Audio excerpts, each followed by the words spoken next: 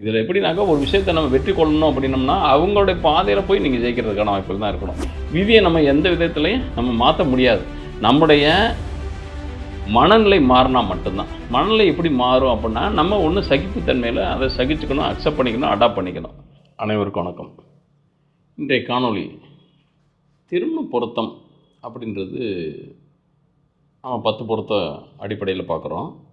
அதில் துல்லியமாக வருமா அப்படின்னம்னாக்கா வெறும் நட்சத்திரமோ ராசியோ பொருந்தி வந்தால் திருமணம் பண்ணலாம் அப்படின்றத காட்டிலும் அடுத்து நீங்கள் ஜாதக ரீதியாக உங்களுக்கு எப்படிப்பட்ட அமைப்பு இருக்குது, திருமணம் யாரை நீங்கள் செய்ய முடியும், செய்யலாம் அப்படின்றப்ப செய்யலான்றதை விட இந்த இடத்துல என்னென்னா எப்படிப்பட்ட மன வாழ்க்கை அமையும் அப்படின்றது மட்டும்தான் நம்ம டீட்டெயிலாக இதில் ஆராய்ச்சி பண்ண முடியும். ஆராய்ச்சி பண்ண முடியும் அப்படின்றத காட்டிலும் என்ன ஃபேக்டோ அதை அறிஞ்சிக்கிறது தெரிஞ்சுக்கிறது நல்லது. அதன் அடிப்படையில் பார்க்குறப்ப உங்களுடைய ஜாதக கட்டத்தின் அடிப்படையில் தான் உங்களுடைய மன வாழ்க்கையோட அமைப்பு நிர்ணயமாகும். அந்த மன வாழ்க்கை அமைப்பு எப்படி இருக்கும், ஒவ்வொரு ராசியினர்களுக்கும் எப்படி இருக்கும், ஒவ்வொரு நட்சத்திரத்தின் அடிப்படையில் பிறந்தவர்களுக்கும் எப்படி இருக்கும் அப்படின்றது இது ஃபிக்ஸடு.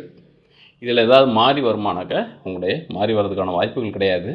ஆனால் ஏற்ற இறக்க அமையறதுக்கான வாய்ப்புகள் அதிகமாக இருக்குது. ஏன்னாக்கா அது அந்தந்த கிரகங்கள் இருக்கக்கூடிய திசா புத்தியின் அடிப்படையிலையும் அந்தந்த கிரகங்கள் இருக்கக்கூடிய இடம் எந்த மாதிரியான இடத்துல இருக்காங்க, அப்புறம் என்ன மாதிரியான திசா புத்தி அட் ப்ரெசண்ட் நடக்குது, அதன் அடிப்படையில் நம்ம பார்க்குறோம். அப்படி பார்க்குறப்ப உங்களுக்கு ஒவ்வொரு ராசிக்கும் ஒவ்வொரு நட்சத்திரத்துக்கும் உங்களுடைய லைஃப் பேர் எப்படி இருக்கும்னாக்கா எப்படி அமையும், அது விருப்பப்படி அமைகிற திருமணமாகவும் இருக்கலாம் அல்லது அரேஞ்சு திருமணம் பண்ணக்கூடிய அமைப்பாகவும் இருக்கலாம்.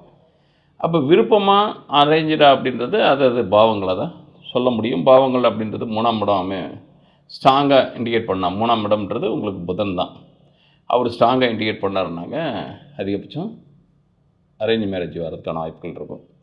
5ஆம் இடம் ஸ்ட்ராங்காக இண்டிகேட் பண்ணால் 7ஆம் பாவத்தோடு தொடர்பு பெற்றால் உங்களுக்கு காதல் திருமணம் நடக்கிறதுக்கான வாய்ப்புகள் இருக்கும். 11 சப்போர்ட்னாங்க ஜெயிக்கிறது, அதாவது 3ஆம் பாவம் பேச்சுவார்த்தைன்னு சொல்லக்கூடிய கம்யூனிகேட் பண்ணக்கூடிய தன்மை, தரவு ஒப்பந்தம் மாதிரி, அதாவது ஒரு பெரியவங்களாக பார்த்து வைக்கிறது அல்லது மற்றவங்க தரக்கூடிய தரவுகளின் அடிப்படையில், அதாவது ஜாதகத்தின் அடிப்படையில் நமக்கு வர்ற வாழ்க்கையை சொல்லக்கூடியது 3ஆம் இடம். 5ன்றது உங்களுடைய எண்ணங்கள், சிந்தை, காதல், இந்த மாதிரி ஒரு உங்களுக்குன்னு நீங்களாக க்ரியேட் பண்ணி ஒரு குடும்ப வாழ்க்கையை அமைக்கிறது அந்த 5ஆம் இடம். 7ன்றது தான் உங்களுக்கு உண்டான லைஃப் பேர், அதோட கேரக்டர்னஸை சொல்லக்கூடியது. அவங்க உங்களோட லைஃபுக்குள்ளே வருவாங்களா அப்படின்றது குடும்பஸ்தானம்னு சொல்லக்கூடிய 2ஆம் இடம். அப்போ 2ஆம் இடம், 5ஆம் இடம், 7ஆம் இடம், 11ஆம் இடம் கனெக்டிவான லவ் மேரேஜ் ஆகும். அதே நேரத்தில் 2ஆம் இடம், 3ஆம் இடம் மற்றும் 7ஆம் இடம், 11ஆம் இடம் தொடர்பு பெற்ற அது அரேஞ்ச் மேரேஜ் ஆகிறதுக்கான வாய்ப்புகள் நிறையா இருக்கும். அதுதான் அமைப்பு. ஆனால் என்ன வேணாலும் நம்ம ஆசைப்படலாம். ஆனால் அதுக்குண்டான அம்சம் இருக்கா அப்படின்னு பார்க்குறப்ப நிச்சயமாக அந்த அம்சத்தின் அடிப்படையில் தான் உங்களுக்கு வாழ்வியல் தன்மை அமையும். நம்ம எவ்வளோ தான் ஆசைப்படலாம், ஆனால் ஆசைப்பட்ட மாதிரி அமைகிறதுக்கான விதி இடம் கொடுக்காது. அந்த அமைப்பில் பார்க்குறப்போ ஒவ்வொரு ராசிக்காக நம்ம இந்த இடத்துல பார்த்துட்டு வருவோம். இத்தகைய தன்மையில் கடகராசி நேயர்களுக்கு எப்படிப்பட்ட திருமண வாழ்க்கை இருக்கும், அது எப்படிப்பட்ட தன்மையில் இருக்கும், எந்த மாதிரியான திசாபுத்திகளில் நீங்கள் சர்வேல் பண்ண முடியும், அனுகூலமான திசை இது, அனுகூலமற்ற திசை இது அப்படின்னு பார்க்குறப்ப உங்களுக்கு ராசியில் புனர்பூசம் 4ஆம் பாதமும், பூசம் 1, 2, 3, 4 பாதங்களும், ஆயில்யம் அப்படின்னு சொல்லக்கூடிய புதனுடைய ஸ்டார் 1, 2, 3, 4 பாதங்களும் இருக்குது. அப்போ நேர் எதிர் 180 டிகிரியில் பார்க்குறப்ப புனர்பூசம் 4 அப்படின்றப்ப உத்திராட நட்சத்திரம் 2ஆம் பாதம் தான் வரும். அப்போ அது யாருக்கு சொந்தமானது அப்படின்னு பார்க்குறப்ப சூரியனுடைய நட்சத்திரம். அது ஆல்ரெடி அது சனியோட வீடு, சனிக்கு சூரியனுக்கும் ஜென்ம பகை. அப்படின்றப்ப உங்களுடைய இந்த இடத்துல குரு மற்றும் சூரியன் நட்பு தான். ஆனால் சனியோட வீட்டில் சூரியனுடைய நட்சத்திரத்தில் அதுவும் உங்களுக்கு நேர் எதிர் 7ஆம் பாவத்தில் விழுறப்ப உங்களுக்கும் அவங்களுக்கு 7ஆம் பொருத்தம். அதாவது என்னன்னாக்கா எவ்வளோ தான் திருமண பொருத்தம் பார்த்து பண்ணால் கூட அது மகிழ்ச்சியற்ற தன்மையிலையோ அல்லது 2 பேருக்குமே ஈகோ கிளாஸ் அதிகமாக இருக்கிறதுக்கான வாய்ப்புகள் இருக்கும். ஏன்னா உங்களோட நீங்கள் தான் தனிச்சு அதிகமாக போகிற மாதிரி இருக்கும், அவங்களுடைய டாமினேஷன் அதிகமாக இருக்கும். பட் அந்த டாமினேட் பண்ணுறதுக்கான ரீசன் என்னன்னாக்கா அவங்களாலே சொல்ல தெரியாது.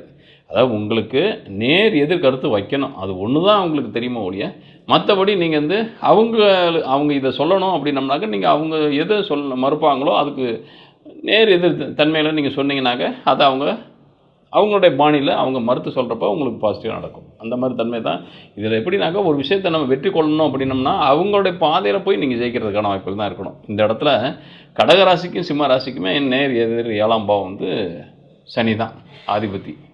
அப்படின்றப்ப திருமண வாழ்க்கை அப்படின்றது 2 பேர்த்துக்குமே இதில் வளர்பிறை சந்திரனாக இருந்துச்சுன்னா கடுமையான பாதிப்பை ஏற்படுத்தும். தேய்பிறை சந்திரனாக இருந்தாருனாக்கா சனியும் சந்திரனும் நட்பு பெற்ற தன்மையில் போயிடுவாங்க. பட் லேசினஸ் 2 பேர்த்துக்கும் ஒரே மாதிரில ஒரே குட்டையில் ஊறினக்கூடிய மட்டைகளாக இருக்கிற மாதிரி ஒரு தம்பதிகளுக்குள்ளே இருப்பாங்க. அதாவது என்னென்னா வில்லனாக இருந்தால் அவங்க வில்லியாக இருப்பாங்க, ஹீரோவாக இருந்தால் ஹீரோயினாக இருப்பாங்க. இந்த மாதிரி ஒருத்தர் அதே குணத்தை எடுத்துக்கிட்டு ட்ராவல் பண்ணக்கூடிய தன்மையில் இருப்பாங்க.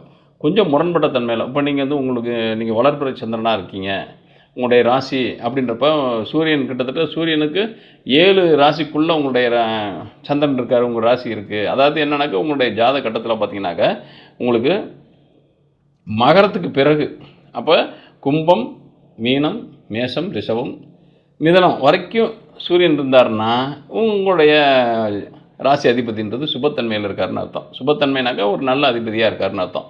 அப்போ நிச்சயமாக உங்களுக்கும் அவங்களுக்கும் டேர்ம் சரியில்லாத தன்மை தான் இருக்கும். அதே நேரத்தில் உங்களுக்கு ராசி அதிபதின்றது கிட்டத்தட்ட உங்களுக்கு சிம்மத்திலே சூரியன் இருக்காருன்னு வச்சுங்க. அமாவாசைக்கு முன்னாடியே நீங்கள் பிறந்து இருக்கும் பட்சத்தில் உங்களுக்கு 2ஆம் இடத்துலேயே சூரியன் இருக்கிறதுக்கான வாய்ப்புகள் இருக்கும். அப்போ சிம்மத்தில், கன்னியில், துலாத்தில், விருச்சிகத்தில், தனுசில் எல்லாம் சூரியன் இருந்தாருனாக்கா அது தேய்பிறை சந்திரனாக இருக்கும். அது அப்போ சனிக்கும் சந்திரனுக்கும் நட்பு பெற்ற தன்மையில் இருக்குதுன்னு அர்த்தம். ஓரளவுக்கு திருப்தியான ஒரு 40-60 மாதிரி ஒரு பர்சன்டேஜில் உங்களுடைய லைஃப் ஸ்டைல் இருக்கும். அதே நேரத்தில் பூசம் நட்சத்திரம் அப்படின்றதுல 1ஆம் பாதம் இருக்கவங்களுக்கு தான் மிகப்பெரிய அளவில் ஒரு சரிவுன்னா ஏன்னா எதிர்பாவத்தில் பார்த்தீங்கன்னாக்கா உங்களுக்கு உத்திராடம் 3ஆம் பாதத்தில் இருக்கும். அந்த உத்திராடம் 3 அப்படின்றது உங்கள் ராசிக்கு 8ஆம் பாவமாக மாறிக்கும். ராசிக்கு 8ன்றப்போ அவங்களுக்கும் உங்களுக்கும் சதா சண்டை சச்சரவுகள் அல்லது பிரிந்து இருக்கிறதுக்கான வாய்ப்புகள் அல்லது கேஸ் வழி கோர்ட்டில் இருக்கிறதுக்கான வாய்ப்புகள் அல்லது விவாதத்தை நோக்கி இருக்கிறதுக்கான வாய்ப்புகள் இந்த மாதிரி தன்மைகளில் இருக்கும். அப்போ இந்த பூசம் 1ஆம் பாதத்துலையும் புனர்பூசம் 4ஆம் பாதத்துலையும் புனர்பூசம் 4ஆம் பாதம்ன்றது ஓரளவுக்கு தேய்பிறை சந்திரனாக இல்லாத பட்சத்தில் உங்களுக்கு ஓரளவுக்கு சப்போர்ட் அதாவது ஒரு அனுகூலமான தன்மையில் இருக்கும். பட்டு பூசம் அப்படின்றது 1ஆம் பாதத்தில் இருக்கவங்களுக்கு பார்த்திங்கனாக்கா உங்களுடைய இல்லற வாழ்க்கைன்றது ஒரு மகிழ்ச்சியற்ற தன்மையில் இருக்கிறதுக்கான வாய்ப்புகள் தான் இருக்கும். அது 2, 3 பாதங்கள் 4ஆம் பாதங்கள் கூட ஓகே, அது ஒன்றும் நாட் பேடு. உங்களுக்கு அனுகூலமான கிட்டத்தட்ட அப்போதைக்கு உங்களுக்கு சின்ன சின்ன சண்டைகள் வந்தால் கூட அடுத்த நிலையில் சமாதானம் ஆகிறதுக்கான வாய்ப்போ அல்லது தற்காலிகமான பிரிவு வந்தால் கூட அது மிக பிறகு சேர்ந்துக்கிறதுக்கான வாய்ப்போ இருக்கும்.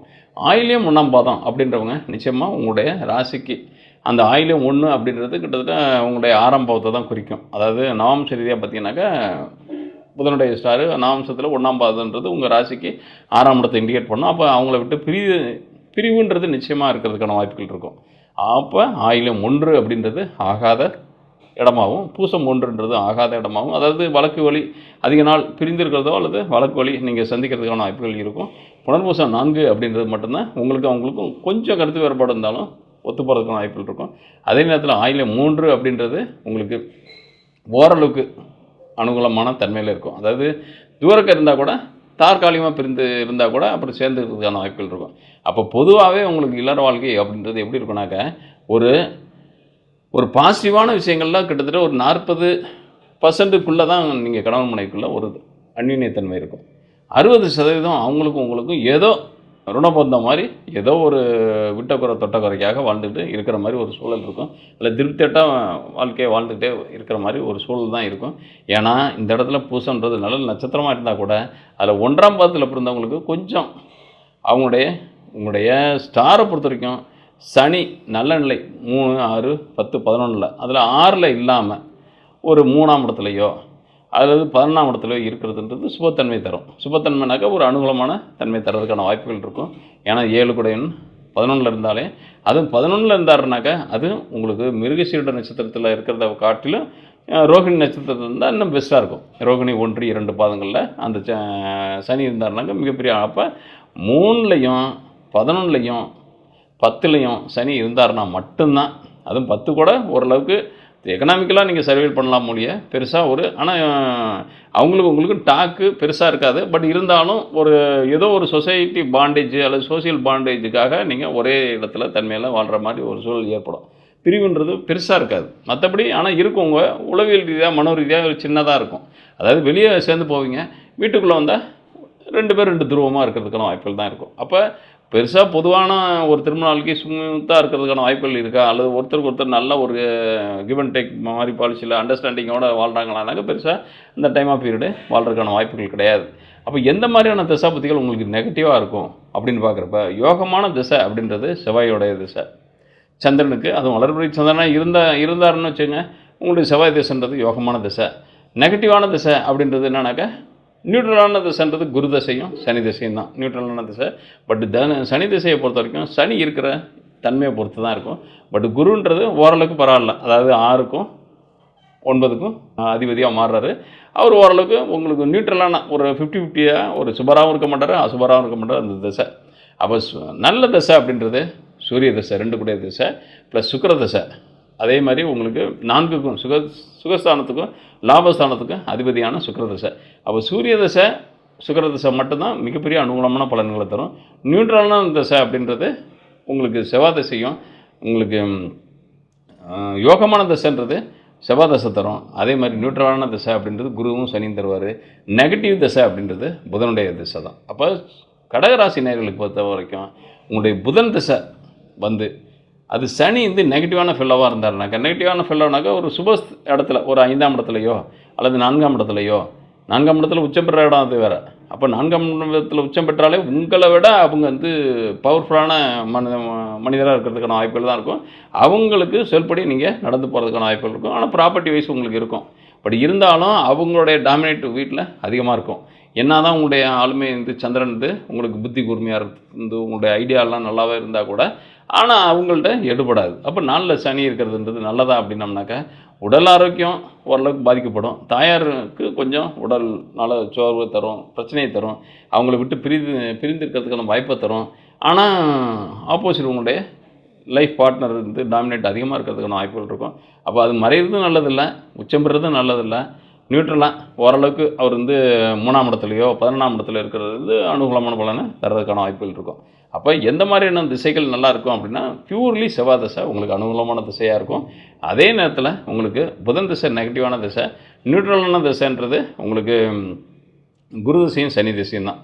அதுவும் சனி டைரெக்டாக 8க்கும் அதிபதியாக மாறுறதுனால கொஞ்சம் டேஞ்சரான ஒரு திசை. அப்போ சனியோட நிலையை வச்சு தான் உங்களுடைய ஜனனச்சாட்டை பாருங்கள். சனி பலமான திசையாக இருந்தாருனாக்கா, அது பலமான இடத்துல அவர் ஆக்குப்பை பண்ணியிருந்தாருனாக்கா, அதாவது எந்தெந்த இடங்கள்னாக்கா 5ஆம் இடம், 9ஆம் இடம், 2ஆம் இடம், 1ஆம் இடம், லக்னத்தில் சனி இருக்கும் சிலருக்கு. லக்னத்தில் சனி இருந்தால் நீங்கள் உங்களுக்கான லைஃப் பேர்ன்றது பெருசாக உங்களுக்கு ஒரு அனுகூலமான தன்மையில் வரமாட்டார்.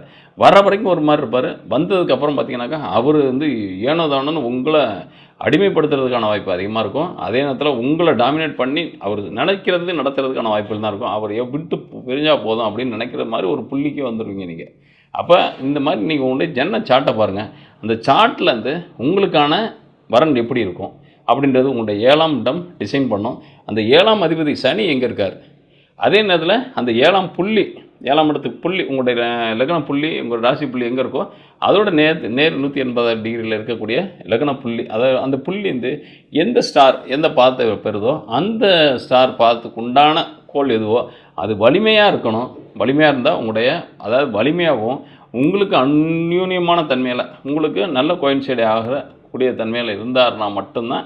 அதே மாதிரி சுபராகவும் இருக்கணும், உங்களுக்கு நட்பராகவும் இருக்கணும். அதே நேரத்தில் இருக்கிற இடம்ன்றது பாசிட்டிவான இடத்த ஆக்குபை பண்ணியிருக்கணும். அப்படி இருந்தால் மட்டும்தான் உங்களுக்கு நல்ல வரன் நல்ல அமைப்பு திருமண வாழ்க்கை நடக்கிறதுக்கான வாய்ப்புகள் இருக்கும். இல்லைனாக்கா கிடைச்சதை நம்ம சாப்பிட்டுட்டு கஷாயத்தை குடிச்சிக்க வேண்டியதுதான்.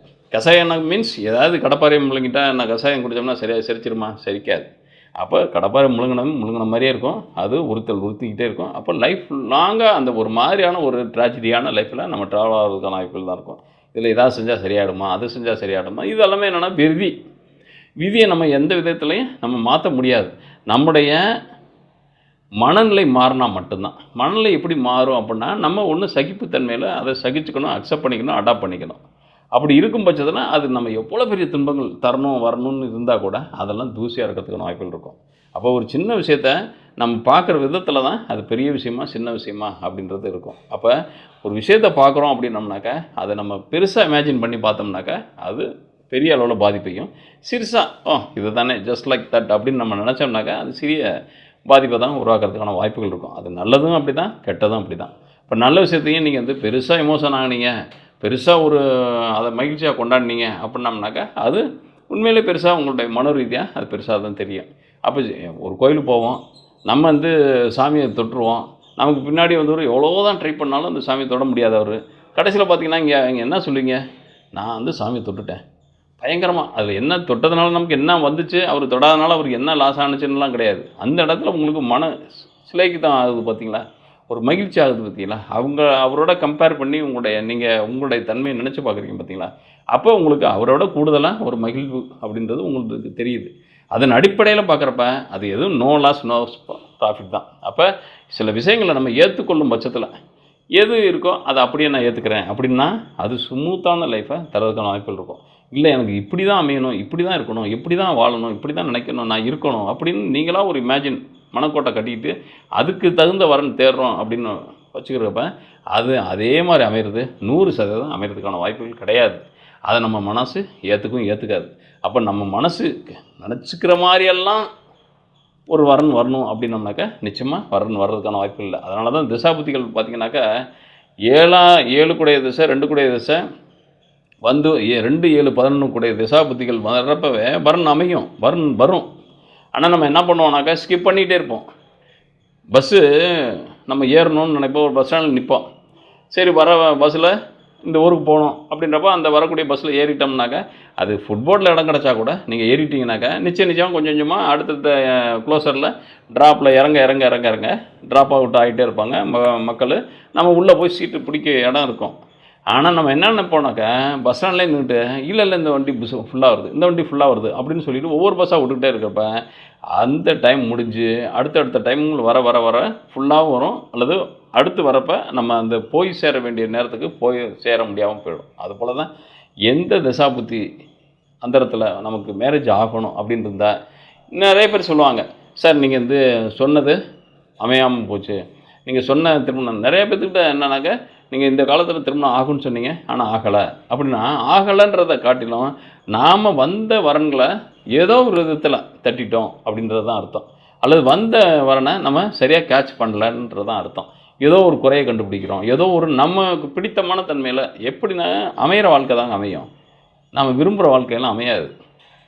நம்ம அதை துரத்திக்கிட்டே போனோம்னு வச்சுக்கோங்க, நம்ம வந்து அது ஓடிக்கிட்டே இருக்கும், நம்ம துரத்திக்கிட்டே இருக்கணும். அப்போ வயசும் போயிடும், காலமும் போயிடும். காலமும் வயசும் போனதுக்கப்புறம் போய் பார்த்தீங்கன்னாக்கா ஏதோ ஒன்று கிடச்சா போதும், வாழ்ந்தால் போதும் அப்படின்ற ஒரு புள்ளிக்கு நீங்களே வந்துடுவீங்க. அப்போ கடந்த காலங்கள் வருமா, வராது. வயது வருமா, வராது. இளமை வருமா, வராது. அப்போ அந்த காலத்தில் செய்ய வேண்டிய தன்மைகள்லாம் பெற வேண்டிய தன்மைகள்லாம் கிடைக்குமானாக்கா கிடைக்காது. அப்போ எதையோ ஒரு வந்த நோக்கமும் வாழ்கிற வாழ்க்கையும் அர்த்தமற்ற வாழ்க்கையாக வாழ்கிறதுக்கான வாய்ப்புகள் இருக்கும். அப்போ எந்த குறைவாக பெற்றா கூட அதை நிறைவாக வாழக்கூடிய மனநிலை பெறுங்க. நிச்சயமாக உங்கள் மகிழ்ச்சியான வாழ்க்கையை வாழ்கிறதுக்கான வாய்ப்புகள் அதிகமாக இருக்கும். இந்த காணொலி பார்க்குறவங்க உங்கள் கருத்துக்களை கமெண்ட் பாக்ஸில் பதிவிடுங்க. மேலும் உங்களுடைய கருத்துக்களுக்கு ஏதாவது உங்களுடைய சுய கருத்துக்கள் அடிப்படையில் ஏதாவது விவரம் தெரியணும் அப்படின்னம்னாக்க கமெண்ட் பாக்ஸ்லேயே date of birth, time of birth, place of பர்த்தை பதிவிட்டு கேள்விகளை கேளுங்க. அதிலே நான் பதிலளிக்க ட்ரை பண்ணுறேன். மேலும் உங்களுக்கு உங்களுடைய ஜாதகத்தில் பர்சனலாக நிறைய விஷயங்களை ஏதாவது தெரிஞ்சுக்கணும், அதாவது தனிப்பட்ட முறையில் தெரிஞ்சுக்கணும் அப்படின்னோம்னா திரையில் பார்க்கக்கூடிய நம்பருக்கு உங்களுடைய பர்த் டீட்டெயில், அதாவது date of birth, time of birth, place of birth நீங்கள் பதிவிட்டு அனுப்பிட்டீங்கன்னாக்கா நம்ம ஆஃபீஸ்லேருந்து உங்களை காண்டாக்ட் பண்ணுவாங்க. வாட்ஸ்அப்லேயே மெசேஜ் அனுப்புவாங்க. அதை நீங்கள் கீப்பப் பண்ணும் பட்சத்தில் நான் உங்களுக்கு நீங்கள் கேட்ட கேள்விகள் மற்றபடி உங்களுடைய ஸ்டஃப்பு, அதாவது ஜாதகத்தோட ஸ்டஃப் எப்படி இருக்கும், இந்த ஜாதகர் எப்படி தப்பட்ட தன்மையில் வாழ்வாங்க, இப்போ என்ன மாதிரியான அதாவது தசாபத்தியில் நீங்கள் கிராஸ் பண்ணிகிட்டு இருக்கீங்க, அதனோட விளைவுகள் எப்படி இருக்கும் இன் ஃபியூச்சரில் எப்படி இருக்கும் அப்படின்றத டீட்டெயிலாக வாய்ஸ் ரெக்கார்ட் பண்ணி உங்களுக்கு அனுப்பிடுவேன். நன்றி, வணக்கம்.